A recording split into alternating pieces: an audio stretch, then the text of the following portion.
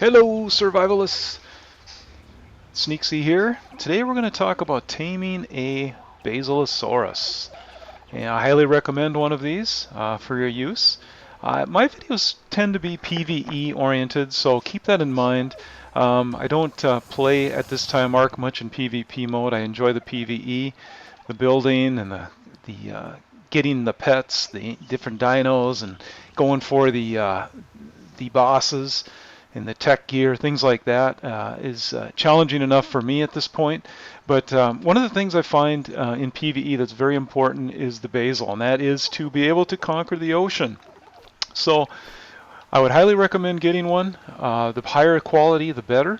So what we're going to want to do for this is we're going to need scuba. So I like to bring 2 scuba tops and some flippers. And if you have mutton, highly recommend mutton. If you do not, then I would highly recommend having some the prime raw meat. These are the couple of the best things you can use for taming, so I like to have some of that along with the scuba. Now, normally I would take out one of my basils already, but I'm going to assume that this is your first basil, maybe in this server reboot or perhaps ever. So I'm going to use a megalodon, and so what we're going to do. Let's pop over here.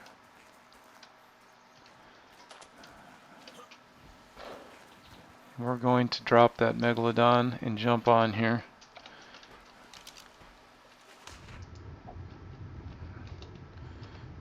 Now I would recommend when you tame your megalodon to get obviously the higher the better, because there is going to be some manta trouble. Usually these basils have mantas surrounding them. Also, we need to clear the area to be able to tame these very well. So it's nice to have a decent megalodon. This one happens to be a 150 with a halfway decent saddle, but you can get by with less if you have to. So what we're going to do, we're just going to go looking for a basil first. Now, as we look for this basil, the nice thing about having a basil is that if you get a good one, it for the most part allows you to swim around in the ocean without worry. Only in the harshest places will a good basil be in trouble. You don't get shocked by jellyfish, you don't get affected by the eels, and so you're not going to get dismounted that way. And they are really, quite frankly, very tough if you get a good one. So let's get rid of... See, now I got to be careful that jellies don't come along, or eels, with this megalodon. But I'm trying to clear the area because I just saw a basil. So I want to get rid of some of this stuff. Otherwise it's just going to bug us when we try to tame. So let's get rid of these. Alright. The whale should... Okay, so there is the basil we're looking at. Let's see what he is. He or she. Let's see, get my scopes are always so tricky to... where is he? I like the tech binoculars personally, but this server does not have that option. Okay, he's right below the whale over there. There it is. Level 20. So this isn't normally I'd go after, but just for the sake of the video, we'll go after this one. Should be a pretty easy tame. Don't worry about the big whale; it shouldn't bother you. But so we have all those mantas, and we gotta deal with those.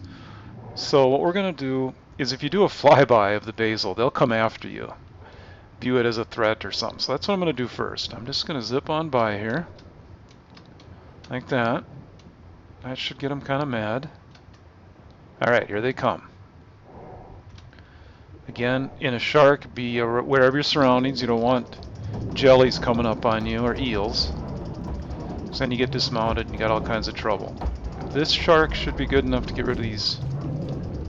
Okay, let's get rid of this stuff. Let's get this area. The basils are slow. They're not going to go too far.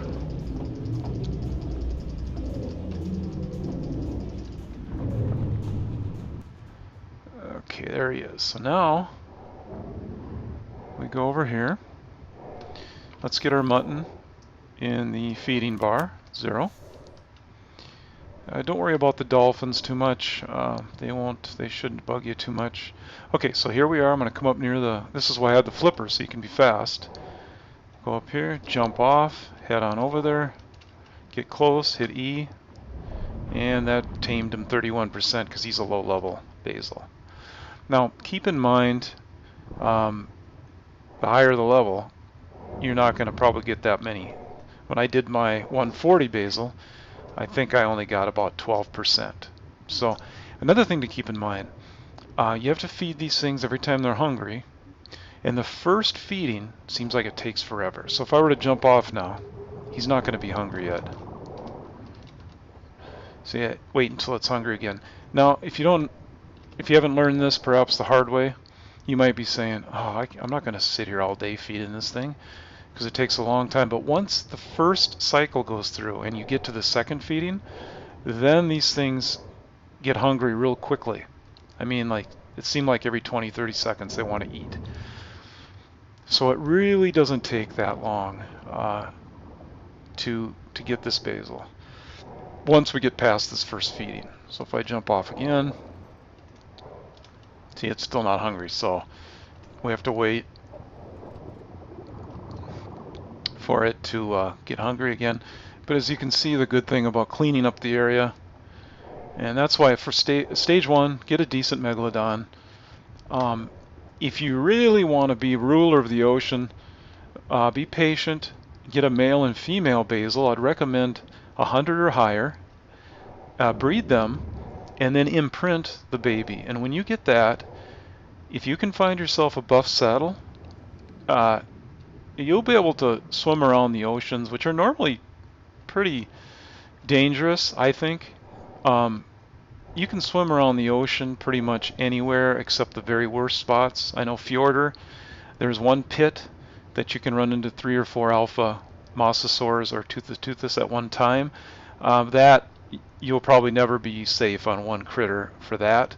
But otherwise, everywhere else in the ocean, I can just go eating a sandwich. I don't have to worry about it. My basil, my imprinted basil, is so strong that it's just a cakewalk. Pretty much anywhere else in the ocean. I do alpha toothus, alpha megalodons. I eat them for lunch. So this is the guy you want. This particular one is only a 20. I wouldn't recommend that, but just for the sake of the video. See if he's ready. Nope. See that first time? Takes a while. So we're just going to follow him around. Oh, present here. Take care of him. Or her, whatever it is. That's why if you can get yourself a decent megalodon first. I like to tame them and then throw them in the cryo fridge for a day or two. Get all the level ups. And you can go out, and a megalodon will deal with the basic stuff in the ocean pretty good. But a basil, it's really nice to have that for stress-free exploration. Let's see. There he is. Now let's just I'm going to wait one more time here before we close this video. I want to just show you how quick this thing will get hungry again now. So now, I bet it's hungry already. Yep, see there? One more feeding, it's mine. And I don't really want that basil, so I'm just going to drive away. But one more feeding, that would have been our basil. It's only a level 20. Again, highly recommend going out, taking time, get yourself 2 100 plus level basils. Breed them and imprint them. It'll take you some time. And then you'll have just a monster to drive around in the ocean. I have whole groups of megalodons that have jellyfish and eels all attack me at one time, and I just laugh. That basil is so strong. So highly recommend that, and because you can get a lot of loot in the oceans. I think they're kind of underappreciated in Ark. In Fjorder, which is probably my favorite map, you get a lot of ruin stones from the alpha creatures, and you run into a lot of alpha creatures. Also tribute items for the bosses, you get them from the alphas. So get yourself a decent basil and have fun with a lot less stress roaming around the ocean in Ark. Have a good one all.